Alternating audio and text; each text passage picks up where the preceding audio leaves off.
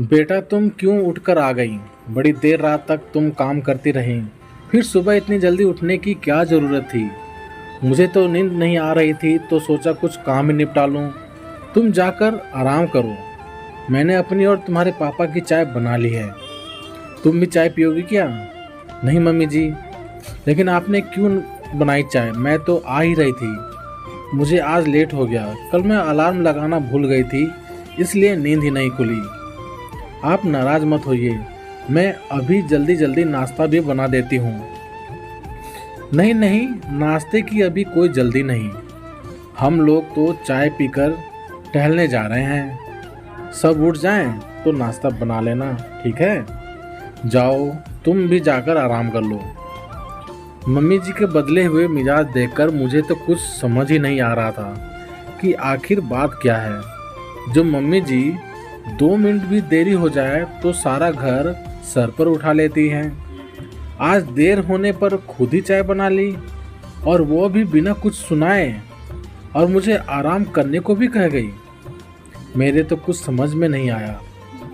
उल्टा मुझे चक्कर जरूर आ गए मम्मी जी की बातें सुनकर। मैं भी यही सोचते हुए अपने कमरे में चली आई कि पता नहीं आज सूरज किधर से निकला है। कमरे में घुसी तो पतिदेव आराम से इंदिरा देवी के गोद में सोए हुए थे। गर्मियों के दिन थे। मैंने खिड़की के पास आराम से कुर्सी डाल दी। खिड़की से सुबह की गुनगुनी हल्की धूप और ठंडी ठंडी हवा, ऐसे लग रहा था कि किसी जंगल में पेड़ों के नीचे बैठी हूँ और उसके पत्तों से धूप छनकर आ रही है। इसका आनंद लेने के लिए आंखें बंद कर लिया, तभी ऐसा लगा जैसे मेरे चेहरे को कोई छू रहा है। मैंने अपनी आंखें खोलकर देखा तो पतिदेव थे, जो मेरे चेहरे पर हवा से आए बालों को बड़े प्यार से हटा रहे थे और मुझे देखकर मुस्कुराकर बोले, मैडम जी आपकी चाय तैयार है, ये लीजिए आपकी फेवरेट अदरक और इलायची वाली चाय। अरे आप कब उठे और आपने क्यों बनाया चाय? मुझे उठा देते। पता नहीं चला कि कब आंख लग गई। घड़ी पर नजर जाते ही मेरे तो होश उड़ गए। अरे ये क्या, 10 बजने वाले हैं। अभी तक मैंने नाश्ता नहीं बनाया। आपको ऑफिस के लिए लेट हो जाएगा। सुमन और अमित को कॉलेज जाना है। आज तो मम्मी जी पता नहीं क्या कहेगी। मेरी तो खैर नहीं। मैं जैसे ही कुर्सी से उठने की कोशिश करने लगी, पतिदेव ने मेरा हाथ पकड़कर फिर से बैठा लिया और मेरे हाथ में चाय का कप पकड़ाते हुए बोले, तुम आराम से चाय पियो, नाश्ता बन गया है। मम्मी और सुमन ने नाश्ता बना लिया है और मैंने आज ऑफिस से छुट्टी ली है।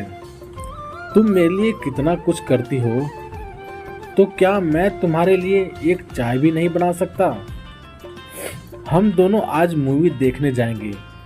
और फिर तुम कई दिनों से बोल रही थी ना कि गर्मियों के लिए तुम्हें कुछ शॉपिंग करनी है, तो मूवी के बाद शॉपिंग चलेंगे। मूवी और शॉपिंग के बारे में सोचकर तो मेरे चेहरे का रंग खिल गया। लेकिन फिर अगले ही पल याद आया कि मम्मी जी इन सब के लिए परमिशन देगी तब ना। अभी दोपहर का सबका खाना भी बनाना है और घर की साफ सफाई भी बाकी है।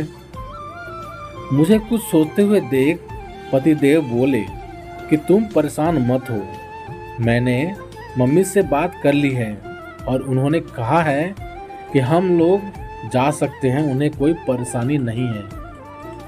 आज से घर में काम करने वाली भी आ गई है, साफ सफाई वह कर देगी। पापा और अपने लिए उन्होंने बोला है कि वो खुद खाना बना लेंगी।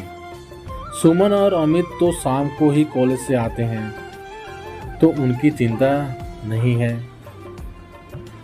काम वाली आ गई है, यह सुनकर तो मेरे होश ही उड़ गए। मैंने पूछा, लेकिन काम वाली तो मम्मी जी कभी नहीं रखने देती, उन्हें तो उनका काम ही पसंद नहीं आता। फिर अचानक से काम वाली कैसे लगा ली? पतिदेव मुस्कुराते हुए बोले, अपनी प्यारी बहू को सारा दिन काम करते देखती है तो उन्हें भी लगता है कि तुम थक जाती हो। ऊपर से ये पार्ट टाइम काम भी करती हो जिससे घर में मदद मिल सके, इसलिए माँ ने तुम्हारी मदद के लिए काम वाली लगा दी है। यह सब सुनकर तो ऐसा लगा जैसे मैं हवा में उड़ने लगी। मूवी, शॉपिंग और घर में अब काम वाली आ गई। खुशी के मारे मैं जोर से चिल्लाई और पतिदेव को गले लगाने के लिए जैसे ही आगे बढ़ी कि बड़ी जोर से दर्द हुआ। दर्द से आंखें खुल गई। देखा तो मैं बिस्तर से नीचे गिर गई थी। सुबह के 4 बजे का अलार्म बज रहा था। पतिदेव बिस्तर पर उठकर बैठे थे और मुझे गुस्से में बोले जा रहे थे, रुचि यार, यह अलार्म बंद करो। जब उठना नहीं है तो अलार्म क्यों लगाती हो? नींद खराब हो रही है और तुम नीचे बैठकर क्या कर रही हो? कितनी बार कहा है तुमसे कि अलार्म मत लगाया करो। अब उन्हें कैसे समझाऊं कि शादी के पहले सपनों में जो ससुराल देखा करती थी, जिस पतिदेव के सपने देखा करती थी, उसकी खुशी में इतनी ज़्यादा खो गई कि बिस्तर से गिर गई।